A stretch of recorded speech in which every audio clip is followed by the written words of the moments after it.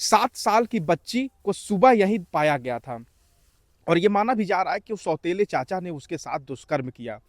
बच्ची जो है बहुत ही हंसमुख थी, पढ़ने में बहुत तेज थी। हो सकता था कि प्रयागराज का नाम बहुत दूर तक वो ले जाती। नारी सशक्तिकरण की बात होती है, बेटी बचाओ बेटी पढ़ाओ की बात होती है और अगर न्याय मिल भी जाता है तो ऐसे हैवान कब तक जिंदा रहेंगे। क्या यूपी में इसी तरीके से दुष्कर्म और बलात्कार जैसे ये आपको घटनाएं सुनने को मिलेगा? क्या महिलाएं और बेटी इसी तरीके से अपमानित होंगी भारत जैसे देश में? आप इस घटना से आप सीख नहीं लेंगे तो दूसरा घटना आपके परिवार और आपके बहन बेटी के साथ होगा, तो क्या वो सही होगा? छोटी बहन किस अवस्था में थी जब आप उसके पास पहुंचे थे? कैसे कपड़े उपड़े पहने थी वो? नहीं बस सर स्वेटर बस पहनी थी, उसका स्वेटर यहाँ पर रहा। देखिए ये वही मासूम बच्ची है। नमस्कार, मैं हूं कमलनाथ। आप देख रहे हैं KN24 न्यूज। एक तरफ महाकुंभ सफलता से बीतता ही है, उसके बाद प्रयागराज के करछना तहसील में गांव भिठार में एक 7 साल बच्ची जो अपने जीवन में बहुत कुछ करने के लिए सपना सजाई होगी और पढ़ाई करने के लिए बहुत ही परिवार वालों ने बताया बहुत तेज पढ़ने में थी, लेकिन हैवानों ने उसको उसको इस पृथ्वी पर जीने का अवसर ही नहीं दिया। सौतेले चाचा, ये शक की सुई परिवार वाले जता भी रहे हैं कि शक की जो सुई है सौतेले चाचा पर जा रहा है कि उसके साथ दुष्कर्म और बलात्कार जैसे आरोप भी पड़ रहे हैं। एक 7 साल की बच्ची जो रात में सोती है अपने परिवार के साथ, लेकिन सुबह जिस अवस्था में पाई जाती है वो निंदनीय घटना है। जब उस खबर को मैं आपको बताऊंगा कि समाज में जिस तरीके से विकास की बातें होती है, एक विकसित भारत की बात होती है, लेकिन ये माना भी जाता है कि गांव जो है भारत का प्रधान देश माना जाता है, इसमें सभ्यता प्रमुख माना जाता है।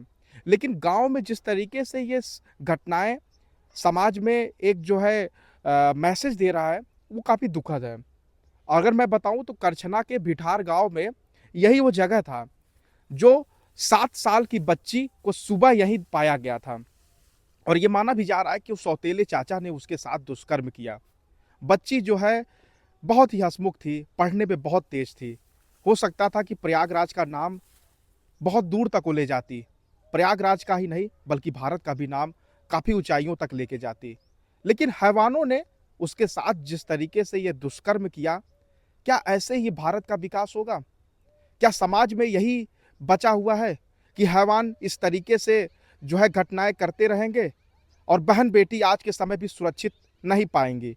नारी सशक्तिकरण की बात होती है, बेटी बचाओ बेटी पढ़ाओ की बात होती है, लेकिन अमूमन जब ऐसी घटनाएं उत्तर प्रदेश में देखने को मिलता है जहां पे ये माना जाता है जीरो टॉलरेंस, क्या यही जीरो टॉलरेंस है? क्या योगी आदित्यनाथ इन सभी मुद्दों पे उनका ध्यान नहीं है? अगर उस घटनाओं को अगर आप देखेंगे बारीकी से तो आपको रोकते खड़े हो जाएंगे। परिवार, उसके माता पिता पर क्या बीत रहा होगा? माता पिता तो इस समय आंसू बहा रहे हैं, वो आंसू जो कभी थमने वाला नहीं है ना कभी रुकने वाला है। आश्वासन देने से कुछ नहीं होगा, जबकि धरातल पर न्याय और न्याय की गुहार उनके परिवार वाले लगातार प्रशासन से मांग रहे हैं। लेकिन प्रशासन क्या किया है? प्रशासन बस उनके परिवार के सामने और उनके आवास के सामने 2 कांस्टेबल रख दिया है, बस यही आश्वासन के लिए कि उनके परिवार वाले ये समझ बैठे कि उनको न्याय मिलेगा। लेकिन क्या ऐसे न्याय मिलेगा? और अगर न्याय मिल भी जाता है तो ऐसे हैवान कब तक जिंदा रहेंगे? क्या यूपी में इसी तरीके से दुष्कर्म और बलात्कार जैसे ये आपको घटनाएं सुनने को मिलेगा? क्या महिलाएं और बेटी इसी तरीके से अपमानित होंगी भारत जैसे देश में? भारत जैसे देश में जो महिलाओं को माता स्वरूप माना जाता है, लेकिन क्या माताओं की इज्जत आज के समय हो रही है? क्या ये घटना जिस तरीके से निंदनीय है, ये घटना इस गांव की नहीं है बल्कि ये पूरे भारत की है। और ये शर्म की बात है कि इस गांव के लोग इस परिवार के लिए किसी भी तरीके की जो है आवाज नहीं बन रहे हैं। लोग यही केवल कामना कर रहे हैं कि कैसे भी कैसे इस केस को दबा दिया जाए। अगर इस केस को दबाया जाता है तो दूसरा घटना आपके परिवार में भी हो सकता है और वो उस घटना से अगर आप इस घटना से आप सीख नहीं लेंगे तो दूसरा घटना आपके परिवार और आपके बहन बेटी के साथ होगा, तो क्या वो सही होगा?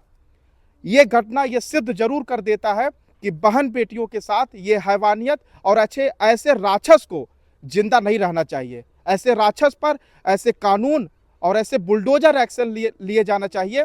ये माफिया पे जिस तरीके से बुलडोजर चलता है वो तो माफिया होते हैं, लेकिन ऐसे राक्षस पर क्या चलेगा? योगी आदित्यनाथ जरूर बताएं। योगी आदित्यनाथ महाकुंभ की सफलता का क्रेडिट तो ले चुके हैं, लेकिन ऐसे जो घटनाएं हो रही हैं समाज में, ये एकदम से जानिए शांत माहौल कर दिया है। पूरा ये गांव जो है इस परिवार के लिए कुछ भी नहीं कर पा रहा है, केवल परिवार लड़ रहा है। और ये भी कहा जाता है कि ये परिवार गरीबी से जूझ रहा है। क्या इस समाज में गरीबों को जीने के लिए कोई अधिकार नहीं है? गरीबों की बहन बेटी इस तरीके से असुरक्षित रहेंगी? उनके साथ कभी भी कुछ हो सकता है? ये सवाल उठता है उन तमाम भारतीयों के ऊपर। और हम तो ठहरे सोशल मीडिया क्रिएटर, हमारी आवाज आप हैं, और अगर आपके द्वारा इस परिवार को न्याय मिलता है तो काफी सराहनीय होगा। और इसी खेत में यह घटना हुआ था रात के दौरान।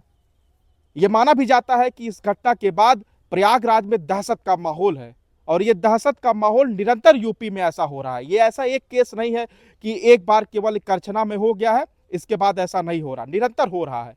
और एक किसी भी तरीके का कठोर कानून बनना चाहिए जिससे इस परिवार को न्याय के लिए और दूसरी घटनाओं में न्याय की जो है गुहार तेजी से लगाई जा सकी। आइए आपको परिवार के माता पिता से भी बात करवाते हैं और उनके दर्द को आपको दिखाते हैं। हम उन्हीं रास्तों पर अभी भी चल रहे हैं जिस रास्ते पर उस गुड़िया का नाम शिवानी था। अगर मैं बताऊं तो वो 7 साल की गुड़िया थी, उसका नाम शिवानी था। प्राइमरी विद्यालय में पढ़ा करती थी। और वो खेत देख लीजिए, और अभी भी वो निशान और वो साक्ष्य ये परिवार वाले कभी भी नहीं भूल सकते हैं। ये जो खेत आपको दिखाई दे रहा है ये साक्ष्य है। वो शिवानी ने छोड़ दिया है उसको, और वो हैवानों ने, वो राक्षस ने इस जगह को एक तरीके से कहे जो माँ बहन बेटियों के साथ जिस तरीके से वहाँ पे दुष्कर्म हुआ है वो काफ़ी हैवानियत का एक प्रतीक है। और इसी रास्ते से उस गुड़िया को, 7 साल की जो गुड़िया थी, इसी रास्ते से राक्षस ने वहाँ पे लेके उस खेत में लेकर गया था।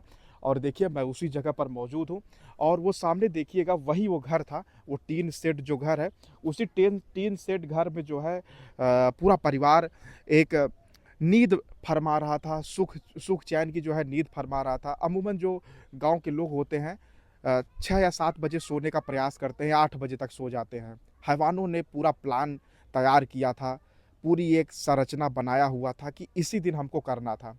सौतेले चाचा ने जिस तरीके से ये दुष्कर्म किया है, और ये बताया भी जाता है, गांव के लोग भी बताते हैं और परिवार के जो इनके माता पिता हैं ये भी बता रहे थे कि वो नशेड़ी था, गजेड़ी था, नशा जैसे आदि जो है नशे जैसे संपर्क में रहता था, नशा भी करता था, नशे में धुंध रहता था। अगर मैं बताऊं तो इनके परिवार से, शिवानी के परिवार से और सौतेले जो इनके चाचा के परिवार थे उनसे 2-3 महीने पहले कुछ मारपीट बच्चों में कहा सुनी हो गया था।